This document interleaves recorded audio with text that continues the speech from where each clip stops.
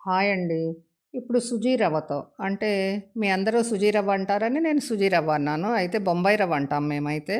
బొంబాయి రవ్వ ఒక గ్లాసు, ఇంకొక 2 గ్లాసులు గోధుమ పిండి వేసి బాగా కలదిప్పాలండి కాసేపు. అంటే వాటిని మొత్తంగా కలబెట్టేసి నెక్స్టు కాస్త కరివేపాకు వేసుకోవడం. మరి అయితే దీని పేరు చెప్పలేదు కదా నేను. దీని పేరేంటంటే చల్ల చెక్కలు.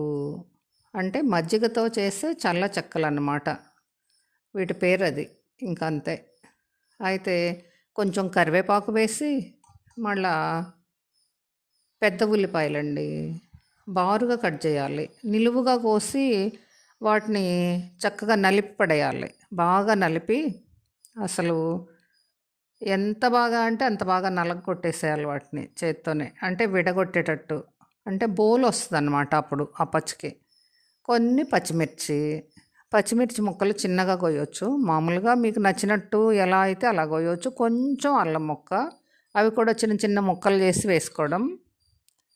తర్వాత కొంచెం నువ్వులండి. కాసిన్ని నువ్వులు వేసుకొని అంటే ఒక 3 స్పూన్‌లో 4 స్పూన్‌లో అనమాట సుమారుగా. నేను స్పూన్‌తో వేయలేదు కానీ కాస్త అలా చేతిలో వేసుకొని వేశాను. అయితే ఇంకా మామూలుగా అయితే మన షాప్స్ దగ్గర తినే సోడా దొరుకుతది కదా! ఆ సోడా గానీ, లేకపోతే కొంచెం బేకింగ్ పౌడర్ గానీ వేయడం. తర్వాత మజ్జిగ పోయడం. మజ్జిగ అవి 3 గ్లాసుల పిండి కదండీ! గ్లాసున్నర మజ్జిగ అయితే చాలు. ఇంకా వాటర్‌తో పని లేదు. కొంచెం ఒక్క స్పూను కారం వేసుకోవడం. మళ్ళా ఈ ఒక్క గ్లాసు మజ్జిగతోటే చక్కగా గట్టిగా మన చపాతీ పిండిలాగా గట్టిగా కలుపుకోవడం అనమాట. మరి దీన్ని కూడా బాగా కలిపేసి, మరి జీలకర్ర ఒకటి, వాము కూడా ముందే అవి పొడిగా ఉన్నప్పుడే నేను ఫస్ట్‌గా చూయించాను చూసారా? అప్పుడే వేసేయొచ్చు. నేనైతే తర్వాత వేసాననుకోండి.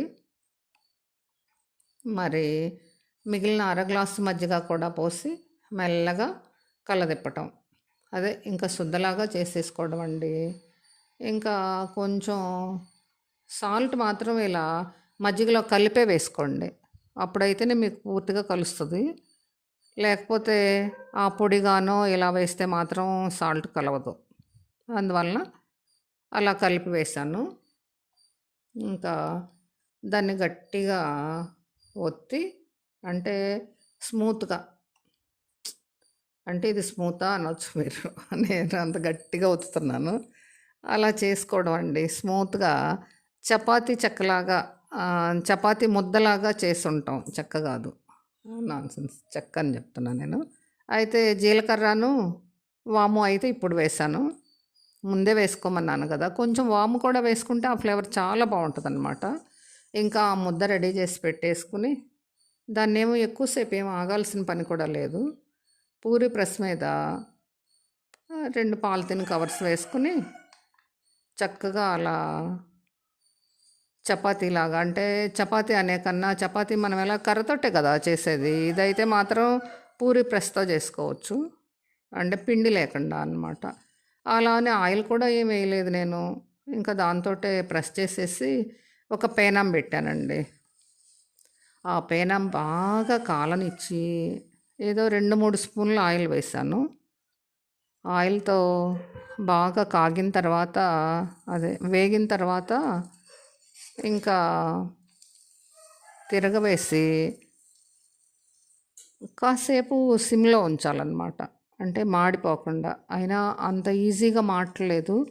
ఒక్కొక్క అపచ్చ కాలేసరికి దాదాపుగా ఒక 7 మినిట్స్ అన్నా పడుతుందండి. నేను అనుకుంటున్నా 7 మినిట్ అని టైం చూడలేదు. మీరు వండుకున్నప్పుడు మీరు చూద్దురులే. అయితే అంటే ఎక్కువ సేపే అనిపించింది నాకైతే మాత్రం.